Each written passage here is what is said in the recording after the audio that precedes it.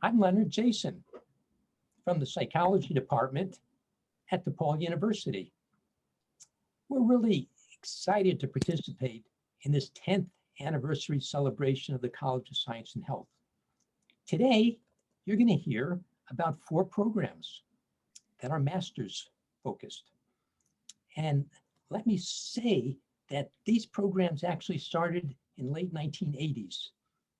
And one of the programs actually started over the last year. So over the last 40 or so years, we've had steady new growth of these master's programs. We hope that this is helpful to you. And with that, I'm going to turn things over to Jerry Cleland, who's going to talk about the general master's program. Thanks, Lenny. Let me spend a little time and talk about the Master of Science in General Psychology. This program has been going now for actually 24 years, which is kind of surprising. It was created in 1995 during the 1995-96 academic year by 2 faculty members in our department, George Michel and Joe Ferrari. Joe Ferrari likes to be referred to as Deacon Joe Ferrari. It was created to enroll DePaul undergraduates at its inception, outstanding graduates who really weren't sure if they wanted to go the full PhD route, or maybe they didn't quite have enough experience in research labs to get into national PhD programs. So it started for those reasons. And it is set up to prepare students either to go into doctoral programs or to prepare them for research-based employment.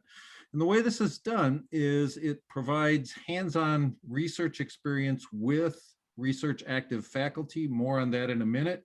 And also the coursework that's required is very intensive with statistics courses and research methods courses.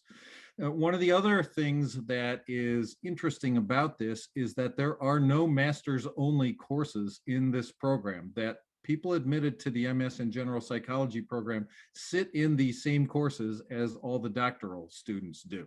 So when we accept students into this program, we accept them when tenure track faculty agree to mentor them in research and agree to be their professional mentors as well. In the first year this program started in 1997, 2 students were accepted, and the program has sort of slowly grown ever since. In 2000, 3 years later, there were 20 applicants.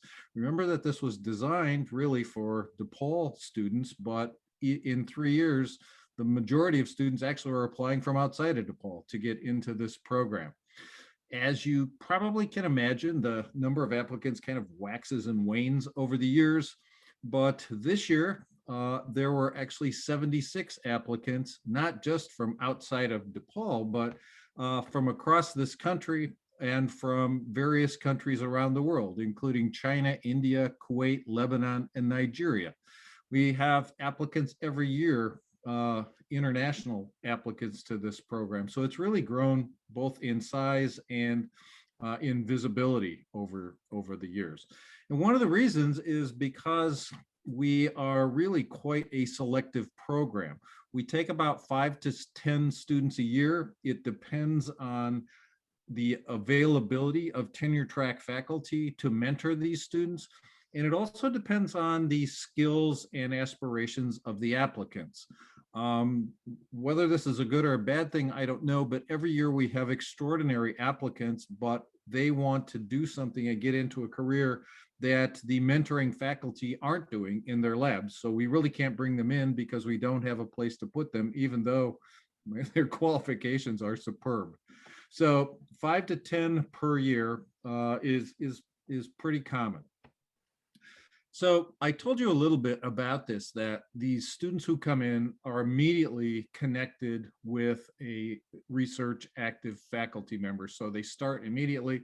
Most of them who will be accepted this year will be talking with the faculty over the summer. They will start off in the fall already knowing the faculty and the other graduate students in the lab. To complete the degree requires 12 courses. We're on a quarter system here, so that means 2 courses per quarter for 2 years. Of these 12 courses, 8 are required. I told you that they're kind of statistics and research intensive. They also are required to take core courses in developmental, cognitive, and social. They're required to take a physiological course and required to take a diversity course. Students can take 3 electives. The most common electives these days seem to be courses in the College of Computer Science, where they learn programming courses to go along with some of their research interests. And they'll end up with a thesis or a capstone project. For those who want to go into PhD programs, typically they will do a thesis. I said earlier that they take the same courses as doctoral students. Students in our program are held to the same standards. They come in with very strong academic backgrounds. And if you ask faculty who are teaching in various classes which students are doctoral students and which RMS students, they have no idea most of the time. They just don't really know who is who. Over the 24 years, we have admitted over 100 students. Most of them have gone on to doctoral programs. The ones who haven't, almost all of them have completed their master's degree. They came in thinking they wanted to go to a PhD program, but life kind of sometimes takes us all in different directions. So some of them just say, I think I'm just going to stop at the master's and I'm going to go and work for some research group is typically where people go. But here's some of the universities that have taken our students. This is only a very, very small list of those. And finally, even though this program has been in existence for 24 years. There have only been 4 directors of this program over that entire time. I talked about the first 2. Dr. Kim Quinn was the director for 3 years, and then I've been the director since 2016. So that's a quick look at the MS in General Psychology program. I don't know, we didn't really decide if people want to ask questions about this now or if we want to just go through all of them and then ask questions at the end. Jerry, I think that, and by the way, thank you very much for this excellent overview. Maybe what we'll do is we'll hear from Olya Glantsman concerning the new master's program in community psychology. And once we go through all the presentations, we'll have some questions from the audience. Thank you very much. Sounds great to me. Okay, let me turn my mic off. And Hi, everyone. My name is Dr. Olya Glantsman, and I'm one of the co-directors of this MS in Community Psychology program. What's unique about this program is that it's brand new. It was created in 2019 by Drs. Leonard Jason, Jerry Cleland, and Olya Glantsman. All 3 of us are here today. And we have admitted our first cohort this past fall 2020. Obviously, it was a very unusual beginning to those students. So in addition to navigating their first year of graduate program, settling into graduate school, they were also navigating the pandemic. And so we're extremely proud of this group. Historically, it is designed for students who are interested in working within communities, and their goal is to affect changes that enhance opportunities for all members, and with this particular focus on the most vulnerable. So this is a great place for this program being at DePaul, considering the intention values. What we do hope that students get out with are hands-on experiences in the program, as well as applied statistical and research trainings.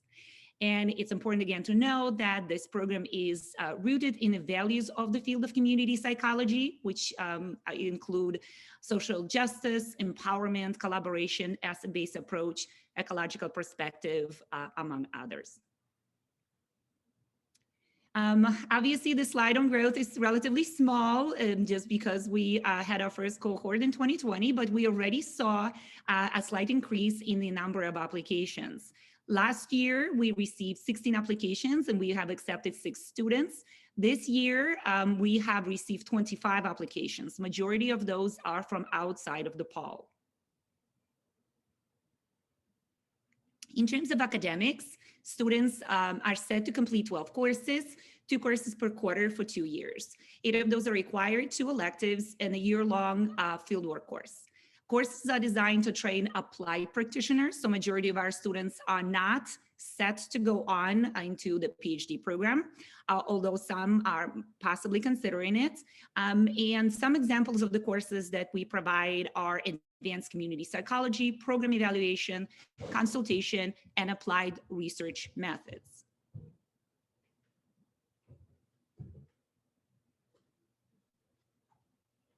Thank you so much, Olya Glantsman.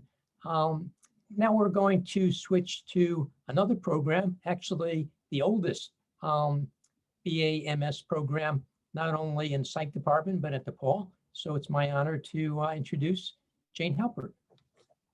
Hello, everyone. I'm Jane Halpert. I'm the director of the IO psychology program, which includes this one. We call it the 5-year program, or the BA/MS program. This was the first combined bachelor's and master's program that there ever was at DePaul. We started it back in the late 1980s. The intention was, and still is, to provide a way to go for people who wanted a career in industrial and organizational psychology, who wanted to go beyond a BA in their education, but really did not want to go all the way into an MA PhD program. So we were looking for people who wanted to earn a master's degree and work in the field at that level. It's a small program. In a given year, we usually get anywhere from 2 to 4 applications. We usually accept 2 or 3 of them. Over the years, 30 to 40 students, because many people who have strong qualifications actually do want a PhD. And so I wind up talking them out of this program and into a doctoral program, which probably isn't good for our program, but it works much better for them. The goal is to get them where they need to be. For those who really do want a master's, it's a good way to go. It allows you to do a 4-year BA degree and a 2-year MS degree, Master of Science degree, and get those all done in only 5 years instead of the normal 6. People who want to explore this option, absolutely, you should talk to a faculty member in the IO area and do it as soon as possible, ideally by the middle of sophomore year. If you don't think about this or don't discover it until later on, come talk to us anyway. We can give you lots more information. The required classes are a little different than those for the BA with a concentration in IO psychology. And so we need to make sure you're getting the stuff you need. Additionally, this requires that you take 3 additional undergraduate classes during those first 3 years. Normally, 4 classes a quarter would bring you to 36 for the end of your junior year. But this program requires 39. And the reason is that in years 4 and 5, when you're taking graduate classes, you can't take more than 3 classes. So we need you to get 3 additional classes in years 1 through 3, so that at the end of the year 4, you've got enough credits to get the bachelor's degree. We also look for a minimum of 3.2 as a grade point average. So what can you do with a master's degree? Well, lots of stuff. You can work in a business from small up to pretty large. You can do things like selecting employees, surveying employees, developing training systems, lots and lots of stuff. You can work for a consulting firm, which would put you working with clients of the consulting firm who come to the firm seeking some sort of help, which means instead of working for one company, you'd be working over time for a number of different companies. And some people find that really interesting. Government agencies, okay? You can work for county government or state or city government or the federal government.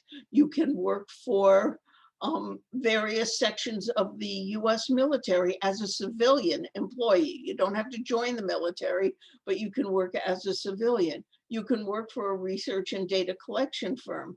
Pretty much the only thing you can't do with a master's degree is teach and do research in a college or university. For doing that, you really do need the PhD. But lots of positions in the applied sector are going to be wide open to you. So what next? How do you proceed if you're interested in this? First is take Psych 380. It's the Intro to IO Psych class if you haven't already done that. The idea of this is for you to get a good picture of what the field of IO Psych is.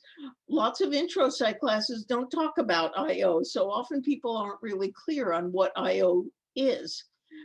The idea is for you to get a good picture of it so you can decide if that's a direction you want to go in. You can also go into the course catalog. We've got several pages that look at the information about the program. Talk to an IO faculty member. We can give you lots more details, and we can help you decide if this is going to be a good program for you or if you would be better off going in a different direction. We've got 5 IO faculty members: Dr. Ella Stuhlmacher, who's also chair of the Psych department, me, Dr. Ravala, Dr. Bell, and Dr. Aben, who is working with us as an assistant faculty member. Thank you so much, Jane. Now we're going to hear from our last speaker concerning the next program, which is also BAMS, presented by Olya Glantsman. Hello again. So a bit of the history of the program. Similar to our MS program, the BAMS 5-year program is also in its first cohort with 7 students set to graduate next spring. The intention is to provide students who are interested in learning more about community psychology and get trained to get a career in the field, who want to go beyond a BA, but are not at this point interested in continuing to a PhD program. This is a good place for those who want to work in a variety of community, government, and consulting work settings. And at the root of it all is social justice orientation. So this is a great program for students who have a social justice orientation. So if you want to explore this, we encourage students who want to continue in this program to talk to one of the program co-directors as soon as possible, because you will need to take Psych 354 before spring of your junior year. Luckily, Introduction to Community Psychology, Psych 354 is offered twice every quarter. So there's plenty of opportunity to take that, and this would be a great way to get introduced to the field and see if you're interested. In winter of your junior year, you will need to be accepted into the community psychology concentration and begin taking the required courses. So again, there is that first milestone. And then as you start the program, start the concentration, if you are interested in continuing into the 5-year program, you will apply in the spring of your junior year into the program. And you will take 3 graduate level courses in your senior year. So this is a quite accelerated program for our students. And then in the last year of your graduate career, you will be taking 3 courses per quarter, as well as a field work. What can you do with masters? Thank you, Jane. I think you've explained it very well in terms of the sky's the limit in terms of what you want to do, except perhaps if you really want to get on a tenure track and teach at a university, you can do anything that you want. You can join a consulting firm, a non-for-profit, work in a non-for-profit sector, at a government agency at different levels, a research firm if you're interested in research, program development evaluation agency is a good place, as well as any community organization. How would you proceed? Again, we already mentioned, you need to take Psych 354, which is Introduction to Community Psychology. If you haven't taken that yet, make sure you put it on your schedule. And the goal is for you to see if this is, in fact, a good career path for you, or if you're interested in the field. Course catalog is great because you will be able to see which courses are required in order to graduate with the BAMS, as well as you are always welcome to email or meet with me to learn more about the program. Those who have talked to me know that I love talking about the program, so don't hesitate to contact me. And then in the winter of your junior year, make sure that you apply to the concentration, because this is the only way to continue into the program is to be first accepted into the community psychology concentration. thank you so much, Olya and our other people, Jane and Jerry. You now have a little bit of an overview of 4 very exciting programs for those of you who want to have a master's degree at DePaul University. And we now have time to throw things open to the audience. If anybody might have a question about DePaul University, some of the Vincentian values that underlie these programs. And as you know, in our psychology department, we focus on teaching, research, and service. So we do all 3 in our programs. And that's very special for our urban university, particularly in these days. So would anybody like to start off by asking a general question of our master's programs, a specific question about one of the programs, or really anything else about DePaul University?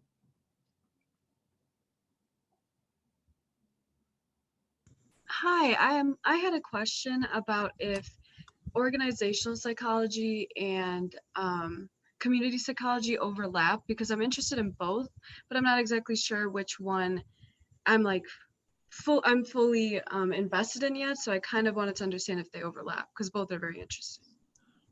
Very interesting that at the University of Illinois at Chicago, for many years, they actually had a combined program. So there is a precedent for doing something like that, but thank you for that question. It's very interesting. I'm gonna throw things to maybe if Jane feels comfortable in handling that, but if not, we can bounce it around with other people. Jane? Sure.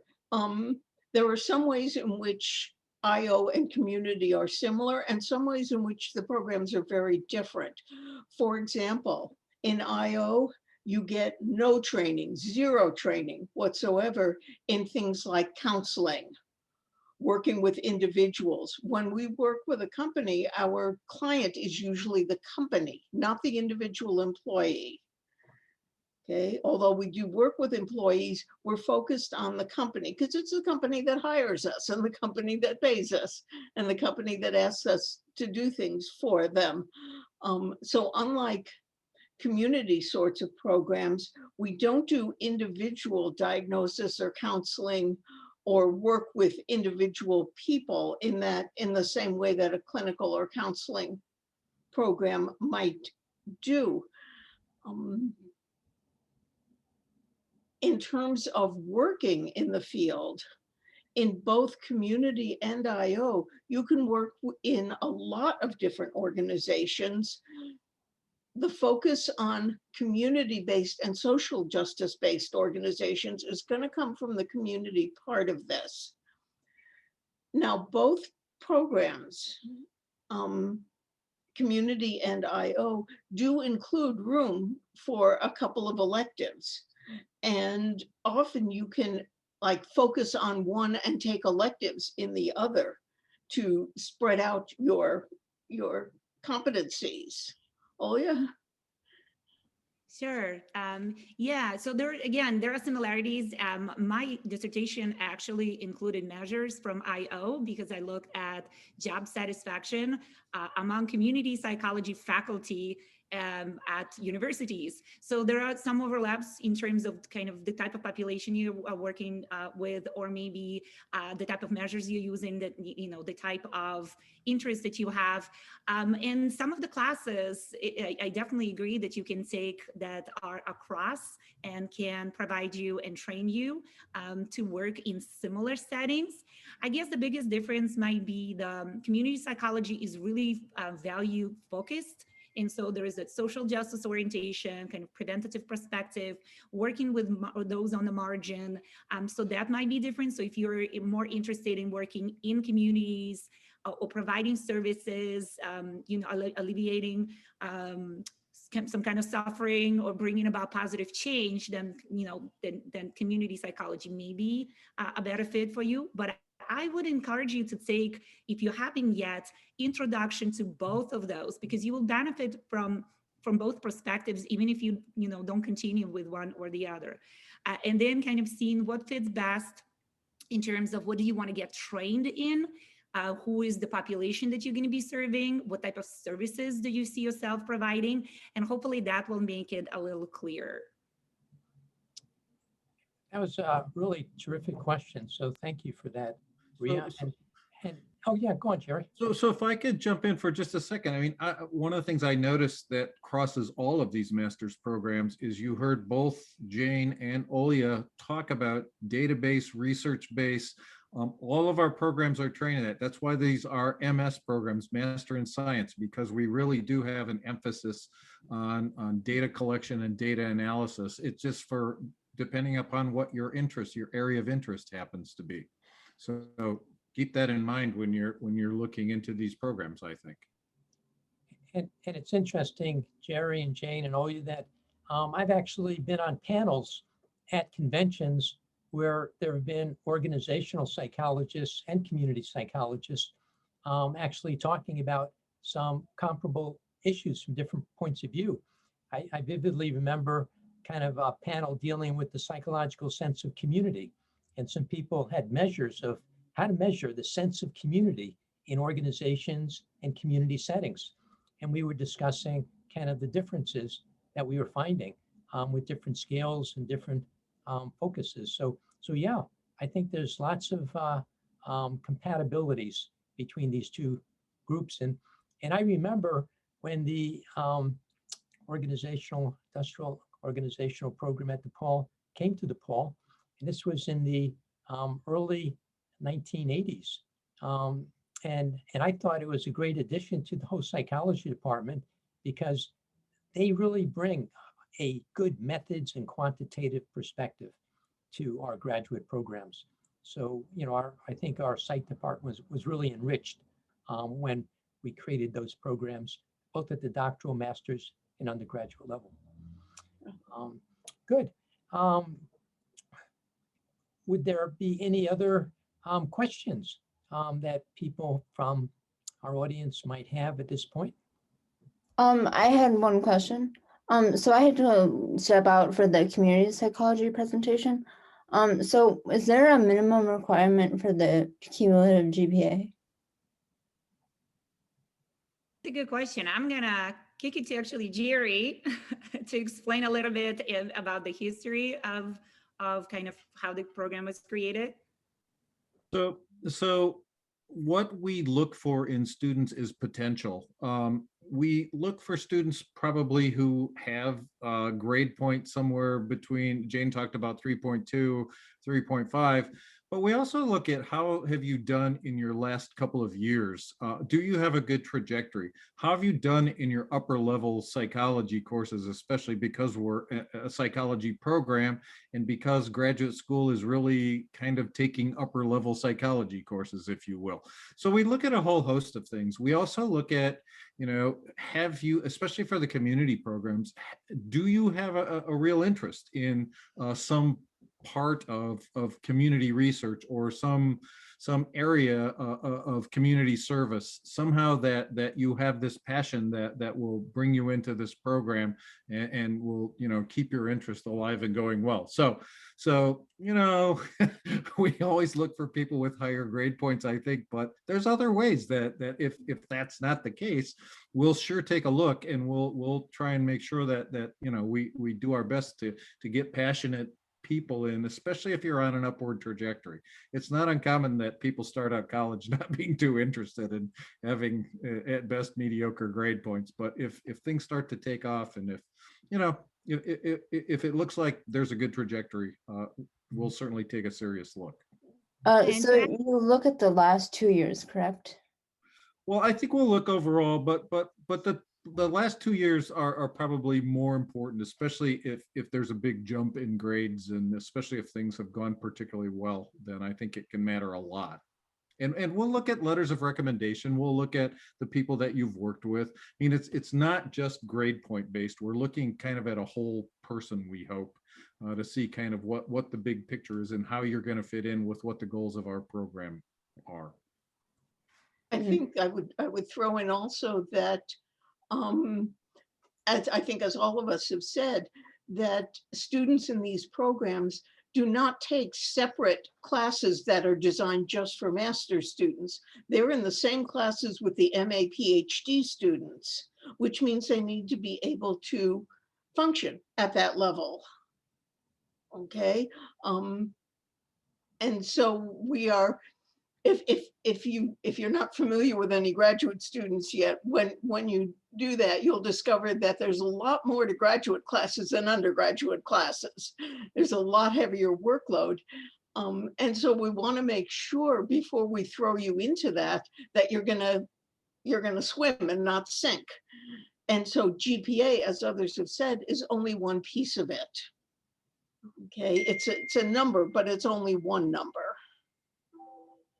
And thank you for that, Jane and Jerry and Olya.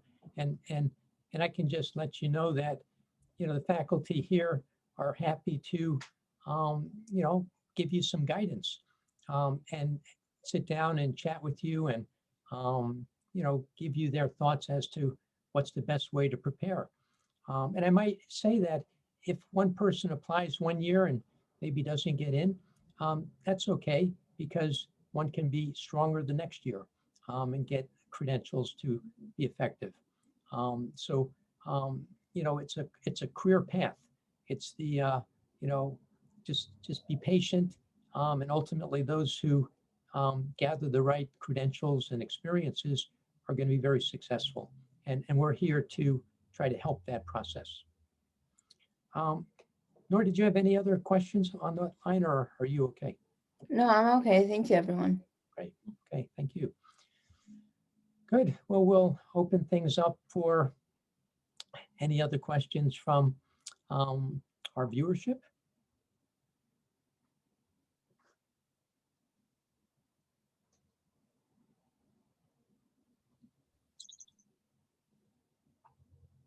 I had one more question about community psychology, if that's all right. Sure.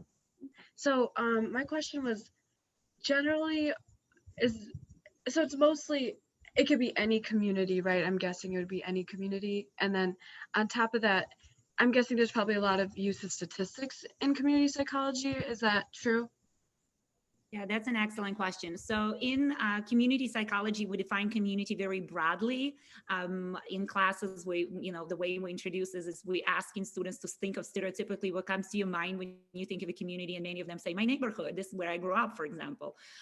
We are defining it as any group that has any kind of linkage, connection, or anything like value-based, or anything that connects individuals. And so what you define as a community of interest, again, can be very, very broad. And so we're preparing essentially students to work with diverse groups and understand the diversity within those groups, within those communities. So it's not that you necessarily are prepared to work with one community over another. We do hope that students develop a specific interest in maybe in population or area of interest, and that way you can be better prepared to work with a particular community. But again, that may change from year to year, locality. So if you travel after graduation, that similar community may be quite different in another location. So we're trying to keep it broad, and we do strive ourselves. We're very proud as a field to root everything that we do empirically in research. So we do ask our students to first take as many statistics and research methods courses as they can on an undergraduate level, but then you have at least 2 statistics courses and an applied research methodology course at least, and then students of course can take more as electives. But we do stress research and evaluation as essential parts of everything that community psychologists do. We want to, again, ground everything in research. So that's a good question, and the answer is yes. Good. Thank you. Thank you. Thank you guys very much. These have been very thorough answers. So thank you very much. Good. And thank you for your question. Good. We'll look around to see if any other questions we have from our audience. Yes, I have a question. I have a quick question. I'm actually taking community psychology right now, which I am enjoying. But my question is for a transfer student. I know it's certain deadlines and everything, but how how does that fit for a transfer student coming in from a different school as far as the deadlines per se? So you're thinking about the combined program? Yeah, well, I don't know which one will be more feasible. I mean, I believe the combined will be better because I want to go all the way to as far as I can. But that's Well, we'll see.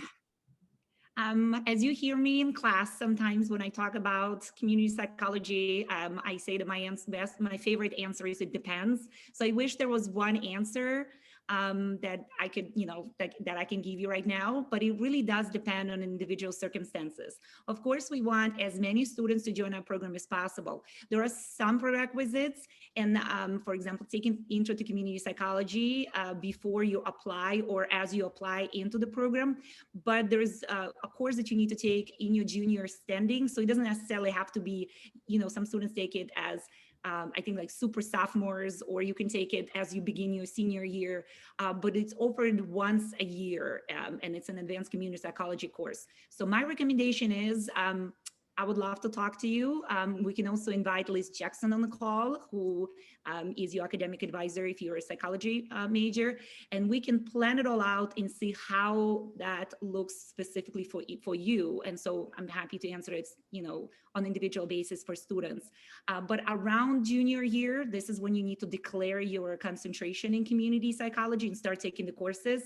And then there are 2 courses that are field work, fall and winter of your senior year. So as long as we can fit that in, you should be fine. But again, just in anybody too, feel free to shoot me an email, and I'm more than happy to meet individually. Okay, thank you. I think the one thing you can see very clearly, Drew, is that, we just want to be helpful with whatever questions that might come up, not just now, but anytime. We've got a wealth of experience and interest in trying to really give you the best responses and answers we can. Jerry, did you want to say something? Yeah, a couple of things. Drew, I think that's a great question. I do think it's a little more complicated with transfer students. The path isn't quite as direct, but it depends on the courses. And you can imagine different transfer students coming to DePaul bring in different coursework and bring in different experiences. So it's kind of hard to give a direct answer, but just know that we'll sit down and we'll look at what you got and we'll try and figure out kind of what the best direction might be for you. And it may be that for a particular case, it doesn't make sense to do the 5-year, that if you want the MS, you're just going to have to go to the standalone 2-year MS program. But, we can go through and we can look at those things and we can help you figure that out. The reason I turned this on though, this may be for Olya. Jasmine posted a question. I'd like to pursue a PhD in community psych, but haven't been in a lab. Would you strongly recommend getting research experience before applying? And maybe Lenny, you could answer that as well too. Sure. Yeah, Jasmine, I think that's an excellent question, and thank you for posting that.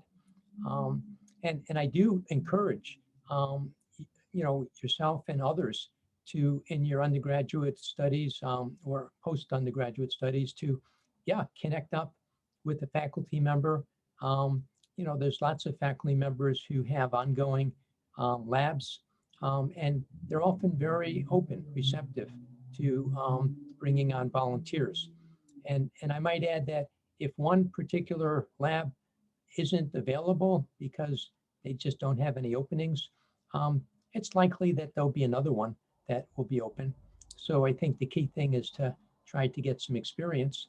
And you could contact them by sending them an email, or Psych has like a listing of different programs that are available. That's another way of doing it. So yeah, I would strongly encourage you to do that. In terms of volunteering, each lab, it might be a little bit different. Some labs might want you for kind of smaller amount of time, other labs a little bit more. So you can get that clarified when you contact the lab. But of course, if you have a particular interest in an area, that might be a good way of just looking at the faculty who are doing research in that area.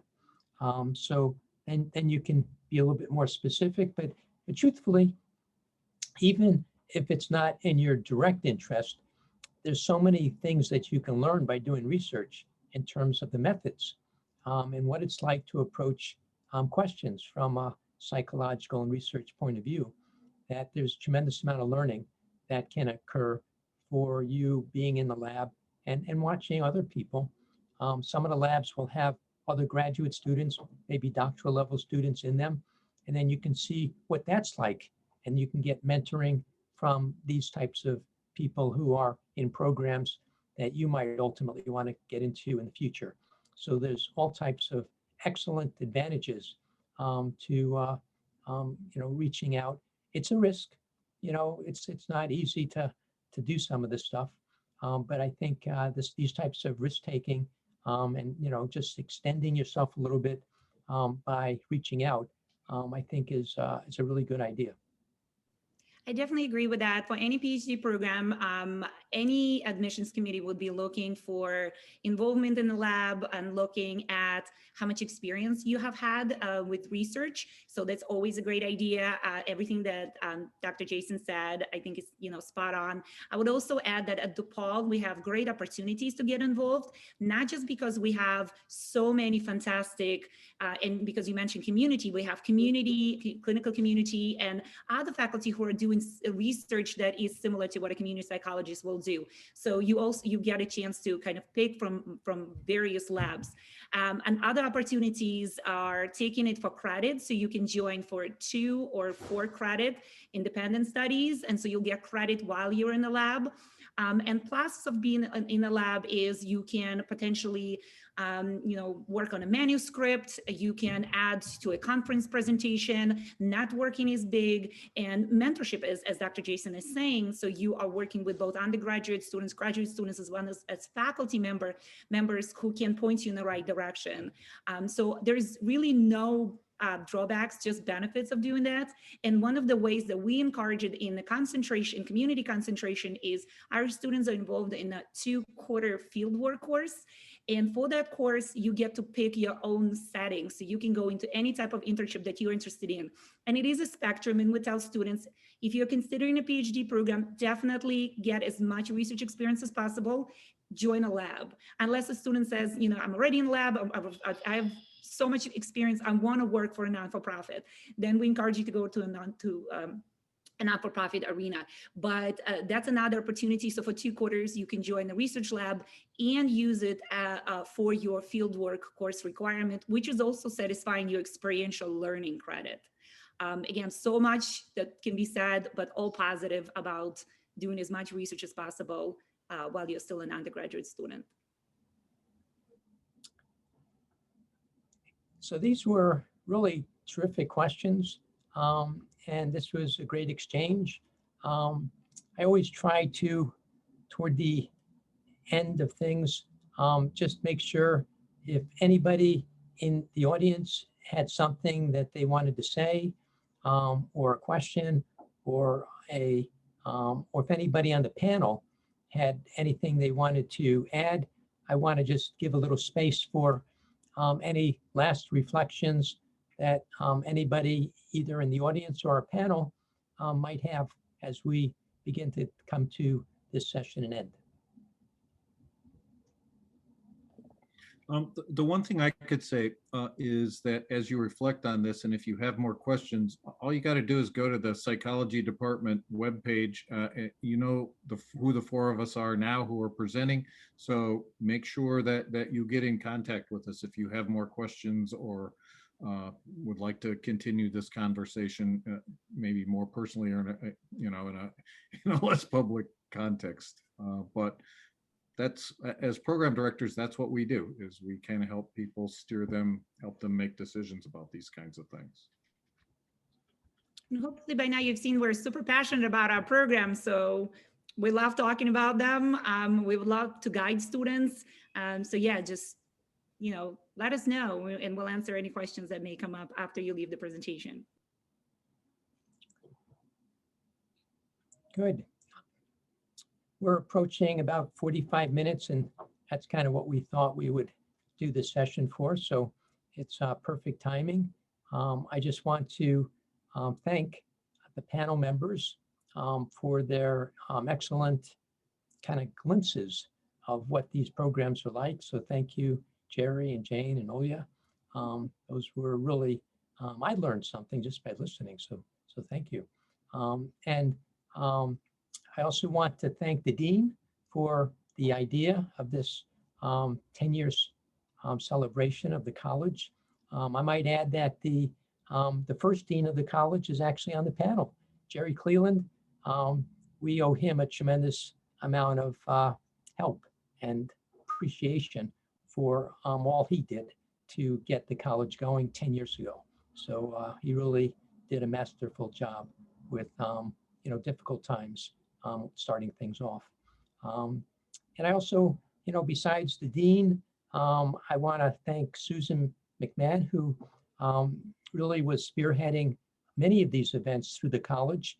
And she has had a very spectacular career at DePaul. So we appreciate all she's doing in the dean's office now. And also I want to thank Molly Brown for, the terrific work she has done at the Psych department to really pull this together, a week of celebrations. And thank you, Molly, for your help on all the different things you've done. So on behalf of the psychology department, I just want to thank you all for taking time today to hear from us. And we are available should you have any other questions. And best of luck in your graduate careers. And if we can do anything in the future, do let us know. Thank you all. Thank you, Lenny, for doing such a good job of emceeing here. Thanks, everybody. Thanks for coming to join us. Thank you. Thank Thank you. you.